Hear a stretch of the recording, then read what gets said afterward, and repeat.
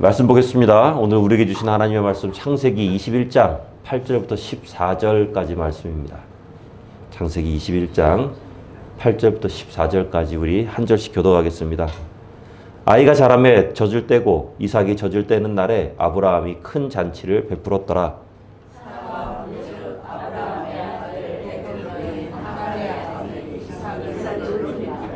그가 아브라함에게 이르되 이 여종과 그 아들을 내쫓으라. 이 종의 아들은 내 아들 이삭과 함께 기업을 얻지 못하리라 하므로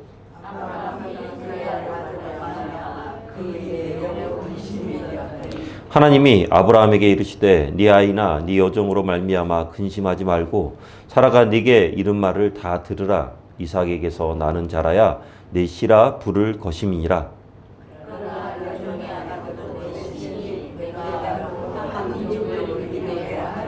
함께 옵니다.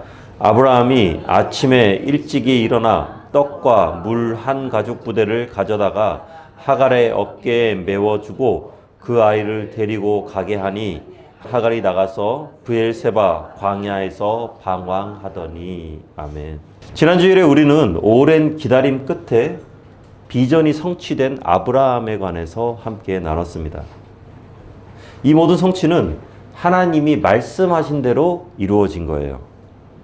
아브라함은 비전이 성취될 동안 수많은 사건과 시련이 있었지만 끝까지 포기하지 않았습니다. 아브라함이 제일 잘한 거는 아무리 중간에 실수를 많이 하고 이상한 행동들 많이 해도 하나님께 딱 붙어 있었다는 거예요. 하나님의 품을 떠나지 않았다는 것입니다.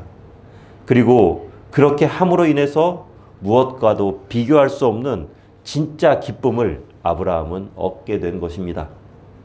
우리도 그렇습니다. 어떤 상황이 있더라도 마지막까지 포기하면 안 돼요. 하나님께 딱 붙어 있으면 돼요. 참 포도나무이신 예수님께 딱 붙어 있으면 됩니다. 그러면 주님으로부터 참 기쁨과 참 소망을 얻을 수 있게 되고요. 그리스도의 향기를 전하며 살아가는 우리 모두가 될 수 있는 것입니다. 자, 이렇게 아브라함은 소망을 이뤘어요. 유일하게 마음 한구석에 있었던 찜찜함이었던 자녀, 아들 문제가 완전히 해결됐습니다. 아브라함의 앞날은 평안한 탄탄대로만 있을 줄 알았는데 이게 참 신기한 게 뭐냐면 빛이 강하잖아요. 그러면 그만큼 어두움도 짙게 내린다는 얘기입니다. 그토록 원하고 바라던 것을 얻고 너무나도 기뻐했는데 이상하게 그것 때문에 갈등과 어려움이 시작되는 것이죠. 성공의 그늘 속에 감춰져 있던 그 갈등 요소들이 쑥 수면 위로 올라오게 되는데 이삭만 태어나면 모든 근심 걱정, 모든 것들이 다 해결될 줄 알았지만 그동안 수면 위로 떠오르지 않았던 갈등의 잔재물이죠. 이 이스마엘의 문제가 이제 수면 위로 쑥 올라오게 됩니다. 이삭이 태어날 당시에 이스마엘의 나이가 몇 살 정도 되는지 아세요? 한 14살쯤 돼요. 14살. 14살이고 현태 몇 살이냐? 저 이제 15살. 15살. 만 14살이지, 그지? 현태 나이 때, 지원이 나이 때, 예. 쟤네들이 지금 몇 학년인지 아시죠? 중2입니다, 중2. 우리나라에서 무슨 말이 필요하겠습니까? 중2. 이삭이 태어나기 전까지는 이스마엘은 완전히 자기 세상이었습니다. 그 큰 대부족의 관심이 오직 부족장의 아들이었던 나 한 사람에게 다 쏟아지고 있었죠. 그런데 갑자기 동생이 태어납니다. 썰물처럼 모든 관심과 사랑이 싹 빠져나가면서 그 아브라함의 오리지널 적자였던 이삭에게로 싹 다 들어가 버리고 마는 것이죠. 이게 왜 그렇잖아요. 잘 살다가 갑자기 쫄딱 망해서 못 살게 되면은 그 아픔은, 괴로움은 뭐 말할 수가 없습니다. 건강하던 사람이 갑자기 그 모든 건강을 다 잃게 되면은 그 비참함은 뭐 이루 말할 수가 없는데요. 이 중2병 걸린 것 같은 이 이스마엘에게 이 이삭은요, 너무나도 큰 도전이었고요. 그 이삭을 볼 때마다 분노와 질투가 아마 이스마엘 마음 가운데 어마어마하게 일어났을 거예요. 이런 상황에서 드디어 사달이 납니다. 우리 8절 말씀 함께 읽습니다. 시작. 아이가 자라매 젖을 떼고 이삭이 젖을 떼는 날에 아브라함이 큰 잔치를 베풀었더라. 아멘. 젖을 떼는 날, 그러니까 우리로 치면 한 2돌 정도 된 거죠. 그죠? 2돌 정도. 젖을 먹는다라는 거는 아직 아기예요. 아이이지만 젖을 떼고 밥을 먹는다. 이것은 유대적 관점에서는 이제 한 개체로서 이제 바로 서기 시작한다라는 것을 의미하거든요. 그러니까 그 지역 최고의 유지였던 아브라함이 그 아들이 이제 젖을 뗀 거예요. 잔치가 보통 사이즈는 아니었을 것 같습니다. 아마도 어마어마한 사이즈였을 거예요. 이렇게 하나님께 감사하는 이 유대 스타일 돌잔치죠. 그죠? 이 돌잔치에서 큰 사건이 벌어집니다. 우리 9절 읽어볼게요. 시작. 사라가 본즉 아브라함의 아들 애굽 여인 하갈의 아들이 이삭을 놀리는지라. 아멘. 그러니까 이삭이 태어났을 때 14살이었으니까 한 2년에서 3년 정도 지났으면은 16살에서 17살 정도 된 고등학생 한 2, 3학년 정도 된 그 건강한 이제 청소년이라기보다 청년이죠. 그쯤 되면은 이 청년이 이삭을 놀렸다. 그런데 이 놀리는 게 그냥 놀리는 게 아니라 영어 성경은 모킹으로 되어 있습니다. 모킹. 이게 굉장히 질이 나쁜 말이죠. 그죠? 네. 굉장히 질이 나쁜. 그러니까 이게 참 뭐라고 표현하기가 어렵죠. 단순히 놀린다. 이게 막 조롱, 희롱, 막 어떤 그런 굉장히 질이 나쁜 말이에요. 생각해보세요. 17살짜리 고등학교 2학년짜리 아이가 이제 2돌 정도 된 아이를 모킹했다. 라는 것은 이것은 단순히 놀리고 야야 손가락질하고 이 정도가 아니라요. 아마 신체적인 위해를 가했을지도 모릅니다. 이것을 본 우리 사라 마나님 폭발하죠. 이제 폭발하죠. 17년 전에 이스마엘 임신하고 오버하면서 선 넘던 하갈 단박에 집에서 내쳐버렸잖아요. 한 손가락 하십니다. 이 아줌마. 그 성질머리가 또 빡 튀어나온 거예요. 사라는 이런 생각을 한 거죠. 지금도 얘가 이러는데 얘가 나중에 자신의 세력을 가지기 시작하면 분명히 이삭에게 치명적으로 위해를 가할 것이다. 어마어마한 불안 요소가 될 것이다. 이렇게 생각합니다. 그래서 결국 이 이스마엘을 내쫓도록 아브라함에게 요구하는 거죠. 아브라함 입장에서는 굉장히 좀 그래요. 왜냐하면 무려 17년 동안이나 피부치로 기르면서 정이 굉장히 많이 들었을 거예요. 이삭이 태어나기 전까지만 해도 진짜 아브라함 속으로는 얘가 하나님께서 말씀하신 약속의 자녀인가 보다. 아마 그렇게 생각하고 키웠을지도 모르거든요. 얼마나 근심이 크겠어요. 얼마나 애지중지 키웠어요. 참 얄궂죠, 그죠? 이 갈등이라는 것이 꼭 이런 식으로 찾아옵니다. 나랑 상관없는 제3자와의 갈등이 일어나면은 그 갈등은 뭐 괜찮아요. 요즘 스타일로 하자면 법대로 해. 예, 법대로 해. 그냥 끝내버리면 그만입니다. 하지만 가족은 그렇지 않습니다. 이 가족과 가족 사이에서 일어나는 갈등은요. 이거 보통이 아닙니다. 그렇다고 해서 예전처럼 한 17년 전처럼 사라에게 정권을 위임했다가는 또 이제 난리가 날 것 같거든요. 그런데 이때 하나님께서 아브라함을 찾아오시죠. 말씀하십니다. 우리 12절 말씀 함께 읽습니다. 시작. 하나님이 아브라함에게 이르시되 네 아이나 네 여종으로 말미암아 근심하지 말고 사라가 네게 이른 말을 다 들으라. 이삭에게서 나는 자라야 네 씨라 부를 것입니다. 아멘. 하나님의 첫 마디가 그거죠. 여종과 아이로 인해서 근심하지 말아라. 근심하지 마라. 괴로워하지 마라. 하나님 참 좋으신 분입니다. 진짜 굉장히 좋으신 분입니다. 아브라함의 잘못에 대해서 따지지 않으세요. 저 같으면은 좀 그럴 것 같아요. 한 소리 하고 시작할 것 같아요. 야, 너 내 말 안 듣고 뭐냐 이게 지금 난리가 났잖아 이게 지금. 말을 들었어야지. 한마디 하고 시작했을 것 같은데 하나님은 그러지 않으세요. 모든 것들을 다 뻔히 알고 계시지만 우리가 괴로울 때 찾아오셔서 위로해 주시죠. 위로해 주세요. 괴로워하지 마라. 괜찮아. 우리 힘으로 해결되지 않는 것들에 대해서 하나님은 또 해결해 주십니다. 이사야서 41장 말씀 우리 함께 또 읽어봅니다. 너무 좋은 말씀이죠. 시작. 두려워하지 말라. 내가 너와 함께함이라. 놀라지 말라. 나는 네 하나님이 됨이라. 내가 너를 굳세게 하리라. 참으로 너를 도와주리라. 참으로 나의 의로운 오른손으로 너를 붙들리라. 아멘. 아브라함이 하나님의 말씀으로 용기를 얻고 다시 일어납니다. 이렇듯이 우리 모두도 오늘 하나님의 음성을 듣고 또 한 번 더 힘차게 도약하기를 주님의 이름으로 축원합니다. 자, 이렇게 하나님께서는 과거를 막 뭐라 하지 않으시고 혼내지는 않으셨어요. 않으셨는데 해결책에 있어서는 타협점을 전혀 주지 않으십니다. 해결을 할 때는 정확하게 해결하라고 말씀하시죠. 사라가 비록 막 화가 났어요. 말 그대로 시체말로 그냥 꼭지가 돌았습니다. 그렇게 하면서 막 내뱉은 말이기는 한데 그 얘기가 맞다는 거예요. 그렇게 해야 된다는 거예요. 이스마엘이 미워서 내쫓는 게 아니라 이삭의 상속권을 위해서라면 이스마엘이 나가야 된다는 거죠. 여기서 우리에게는 참 중요한 영적 메시지가 있습니다. 만약에 아브라함이 정 때문에, 그놈의 정 때문에 이삭과 이스마엘을 함께 키우게 된다면요, 굉장히 큰 두 가지 문제점이 생기는데요. 첫 번째로는 영적인 집중력이 흐트러집니다. 이스마엘도 자녀거든요. 자식이에요.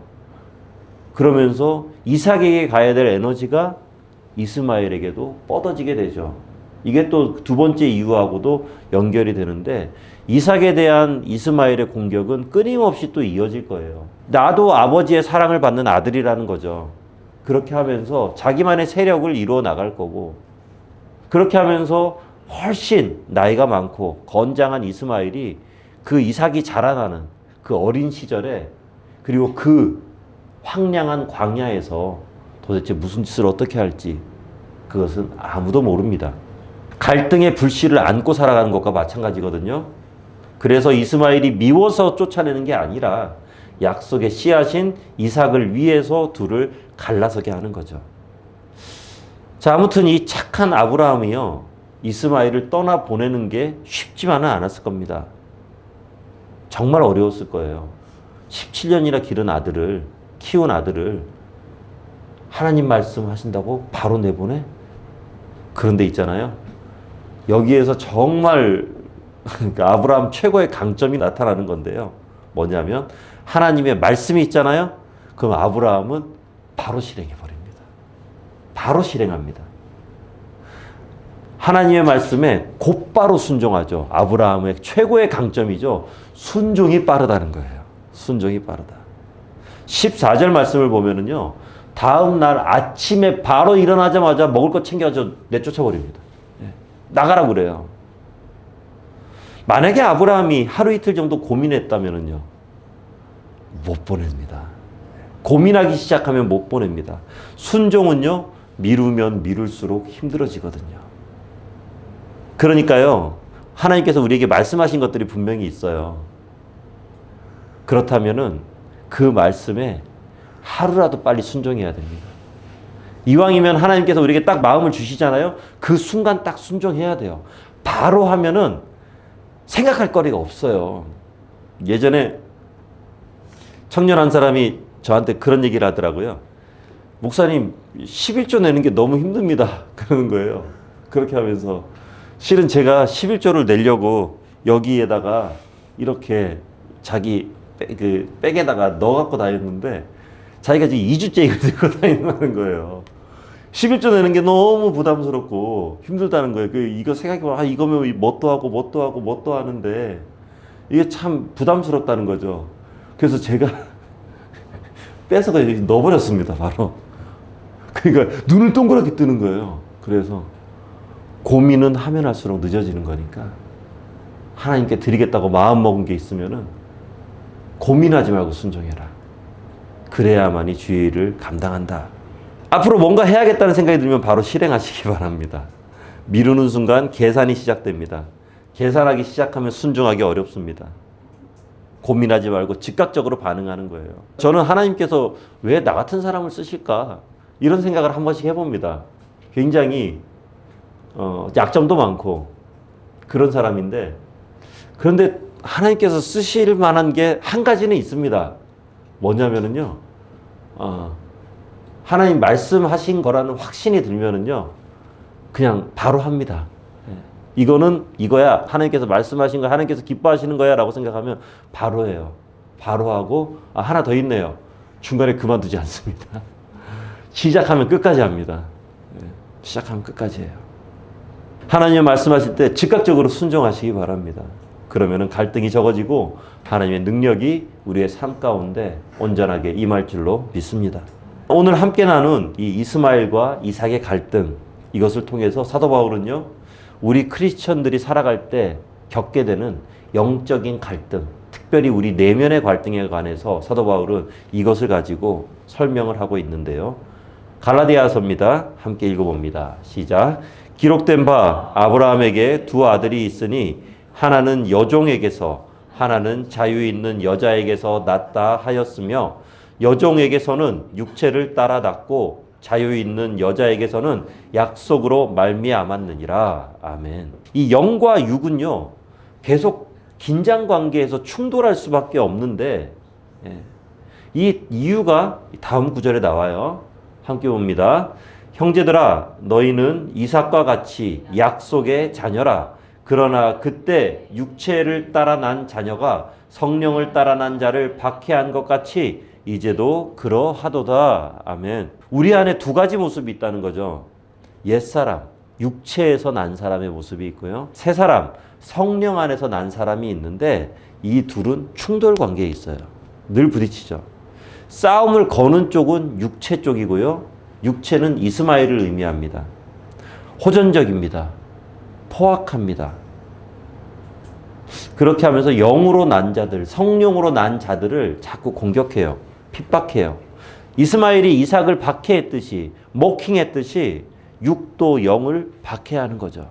그리고 이스마엘이 이삭에 비해서 훨씬 더 힘이 세고 크잖아요. 강합니다.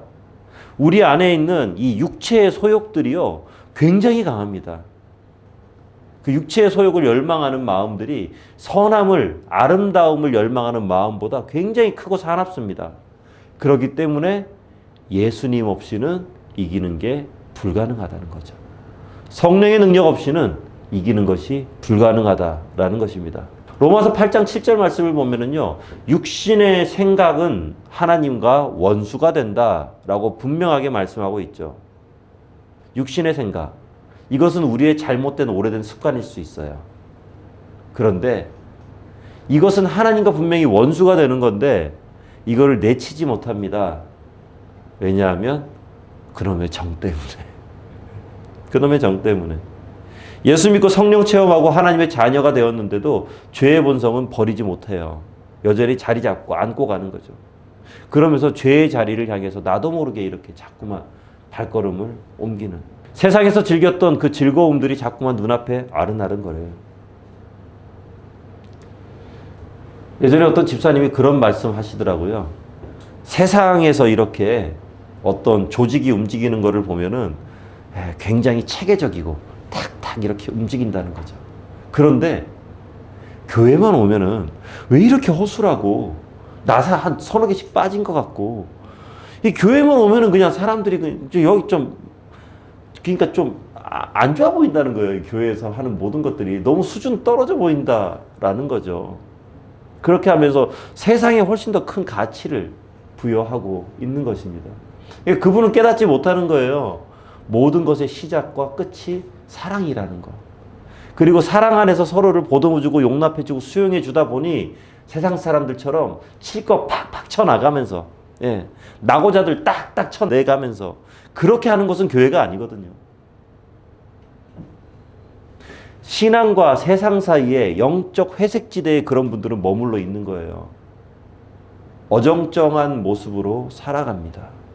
그렇게 하면서 세상의 것도 내가 충분히 즐기고 교회도 내가 다니고 있고, 그런데 그게 오래가지는 못해요. 제사장의 뜰에서 종들과 함께 몰래 불을 쬐고 있던 베드로, 그 베드로를 향해서 예수냐 아니냐, 이제 선택의 강요가 딱 들어오거든요. 믿음의 결단을 요구할 때가 분명히 있거든요. 능력 있는 크리스천의 삶을 살아가기를 원한다면 떼기 힘든 정도 떼야 되고요. 정든 이스마엘도 보내버려야 됩니다. 딱 잘라버려야 돼요. 갈라디아서 4장 30절 31절 함께 보겠습니다. 시작. 그러나 성경이 무엇을 말하느냐? 여종과 그 아들을 내쫓으라. 여종의 아들이 자유 있는 여자의 아들과 더불어 유업을 얻지 못하리라 하였느니라. 그런즉 형제들아, 우리는 여종의 자녀가 아니요 자유 있는 여자의 자녀니라. 아멘. 사랑하는 성도 여러분, 지금 여러분과 제 안에 내보내야 될 이스마엘이 분명히 있습니다. 각자 다 다르지만 있어요. 그리고 이 이스마엘은요, 선악간의 문제는 아닙니다. 이스마엘이 악한 것은 아닙니다. 바로 회색지대에 걸쳐져 있는 애매함이라는 거죠. 어떤 분들은 친한 친구들이 이스마엘이 될 수도 있어요. 그리고 어떤 분들은요, 건전한 취미생활이 또 이스마엘이 될 수도 있습니다. 한 장로님께서 이 우표 수집에 굉장히 열심을 내는 장로님이 계셨대요. 엄청난 우표를 하나하나 모으면서 관리하고 우표집 이렇게 한 장 이렇게 넘겨가면서, 예, 그것을 이렇게 마른 걸레로 싹 닦아내는 게 이 장로님의 유일한 낙이었습니다. 그런데 어느 날 우표 한 장이 없어진 거예요. 너무나도 아끼던 우표 한 장이 없어진 거죠. 아무리 찾아도 없어요. 눈물 짓고 속상해하고 그러면서 식음을 전폐하면서 아이고 이게 어디 갔나 그러면서 막 아이고 내가 죽을 때가 됐나 보다. 이 우표가 어디 갔는지 기억도 안 나네 하면서 막 이렇게 하고 근데 그 모습을 아내 권사님이 뒤에서 보고 한 소리 했다고 합니다. 당신은 구역 안에 있는 잃어버린 영혼들에 대해서는 단 한 번도 눈물 지어하면서 속상해하지 않더니 우표 한 장 잊어버린 거 가지고 그렇게 눈물 짓고 속상해하느냐? 부끄럽지도 않냐? 순간 이 장로님이 그 권사님의 그 꾸지람을 하나님의 꾸지람으로 들은 거예요. 아, 하나님께서 지금 나에게 말씀하시는구나. 취미생활의 범주를 이미 벗어나 버린 우표 수집이죠. 내 마음을 완전히 거기에 쏟고 있는 거예요. 그렇게 하면서 우표들을 주변에 다 나눠져 버렸답니다. 분양해 버렸답니다. 제가 조금만 더 빨리 알았더라면 그 우표 한 권이라도 받았으면 그 어마어마한 그거. 자, 말씀을 마칩니다. 사랑하는 성도 여러분, 이게 선과 악의 문제는 아닙니다. 하지만 이삭과 이스마엘을 우리는 함께 데리고 살아갈 수는 없습니다. 그렇게 하면 우리는 능력 있는 삶을 살 수 없거든요. 그런데 그렇다고 우리 안에 있는 이스마엘을 이렇게 떼어내려고 시도를 하잖아요. 그러면은 내 안에 있는 이스마엘들이 무섭게 날뛰기 시작합니다. 무섭게 반항합니다. 이게 언제 딱 가장 이렇게 가까이에서 볼 수 있냐면은 신대원 1학년, 2학년 때 딱 이게 나와요. 엄청난 일들이 많이 일어나요. 특히 신대원 1, 2학년 때. 선생님 그렇죠? 예, 네, 맞아요. 갑자기 없던 가정 문제 툭 튀어나오고요. 과거에 내가 했던 완전히 생각도 안 나는 그런 일들이 막 찾아와서 나를 괴롭히기 시작합니다. 내가 주님의 길을 걷겠다는데 뭐 레드카펫의 비단꽃길은 아니더라도요. 그냥 평타 정도만 치더라도 좋겠는데 갑자기 주의 길이 낭떠러지 길이 되고요. 가시밭길이 되는 거예요. 그렇게 하면서 신대원 1, 2학년 때 그 시험을 이겨내지 못하고 중간에 그만두는 전도사들이 너무나도 많아요. 너무도 많아요. 이것은 하나님께서 우리에게 내려주시는 축복을 막거나 우리를 방치해서 그런 것이 아닙니다. 이것은요, 내 안에 죄된 속성들이 체질을 변화시키면서 일어나는 자연스러운 현상인 거예요. 주를 믿기 시작하고 우리가 신앙생활을 내가 한번 바로 해보겠다라고 하면 갑자기 없던 뭐 가정 문제 막 일어나는 사람도 많거든요. 내 안에 있던 죄성들이, 내 주변에 있던 사단의 그 귀신의 세력들이 못 살게 구는 거예요. 못 살게 구는 거예요. 그리고 교회 안 나오고 신앙생활 딱 그만두죠? 놀랍게도 아무 일 없었다는 듯이 그 모든 것들이 사라집니다. 예. 대단한 일이죠. 그죠? 저도 많이 겪었고요. 수많은 목회자들이 경험한 거고요. 그리고 수많은 믿음의 선배들이 다 경험한 거예요. 목회자뿐만 아니라 평신도도 다 마찬가지입니다. 이 시기를 이겨내야만 해요. 이스마엘을 쫓아내면서 생기는 여러 가지 어려움들은요, 내가 지금 영적 체질이 변하고 있구나 라는 것을 반증하는 증거입니다. 세상과 하나님 사이에 양다리 걸치고 살아가다가 진짜 크리스천으로서 회색지대를 걷어내고 빛의 광장으로, 빛의 세계로 나아가는 그 준비 단계인 거죠. 내 안에 여러 가지 잘못된 것들을 걷어내고 있는 거예요. 사랑하는 성도 여러분, 하나님께서는 오늘도 우리에게 말씀하시는 거죠. 여종과 그 아들을 내보내라. 우리 안에 있는 영적 이스마엘은 무엇일까요? 주님보다 우리의 마음을 더 빼앗는 것.